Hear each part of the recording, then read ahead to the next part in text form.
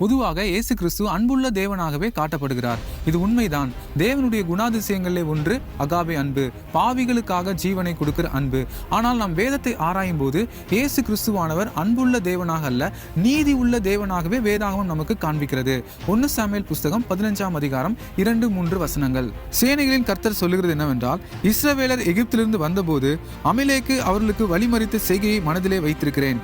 இப்போதும் நீ போய் அமிலேக்கை மடங்கடித்து அவனுக்கு உண்டான எல்லாவற்றையும் சங்கரித்து அவன் மேல் இரக்கம் வைக்காமல் புருஷரையும் ஸ்திரீகளையும் பிள்ளைகளையும் குழந்தைகளையும் மாடுகளையும் ஆடுகளையும் ஒட்டகங்களையும் கழுதைகளையும் கொன்று போட கடவாய் என்கிறார் என்று சொன்னான்.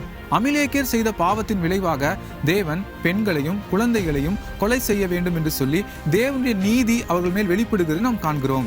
இஸ்ரவேல் ஜனங்களும் பாவம் செய்த போது தேவன் அவர்களை ரோமர் கையிலே ஒப்புக் கொடுக்கிறார். ரோமர்கள் வந்து இஸ்ரவேல் ஜனங்களை சிறைபிடித்து எருசலேமை அழித்து இஸ்ரவேல் என்கிற தேசமே கிபி 70க்கு பின்பாக இல்லாமல் போயிற்று.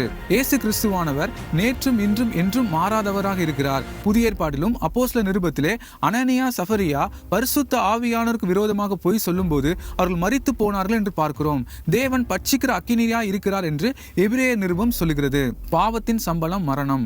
பாவம் செய்கிற ஜனங்கள் தேவனுடைய நீதியின் நிமித்தமாக 2ஆம் மரணமாகிய அக்கினி கடலிலே பங்கடைவார்கள். தேவனுடைய அன்பு எப்படிப்பட்டதென்றால், நாம் பாவத்தின் நிமித்தமாக அக்கினி கடலிலே பங்கடையாதபடிக்கு தேவனுடைய நீதிக்கு தப்புவிக்கப்பட வேண்டும் என்பதே.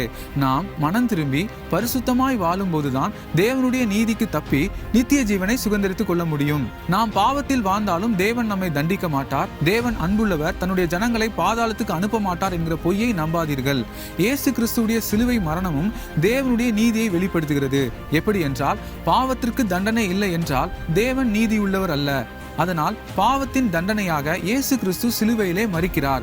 நாம் மரிக்க வேண்டிய இடத்தில் இயேசு கிறிஸ்து சிலுவையிலே மரிக்கிறபடினால் தேவன் தன்னுடைய அன்பை வெளிப்படுத்துகிறார். வேதாகமத்தை நாம் ஆராய்ந்து பார்க்கும்போது தேவன் அன்புள்ளவராய் இருக்கிறதை பார்க்கிலும் நீதி உள்ளவராகவே இருக்கிறார் என்பதை நமக்கு தெளிவுபடுத்துகிறது.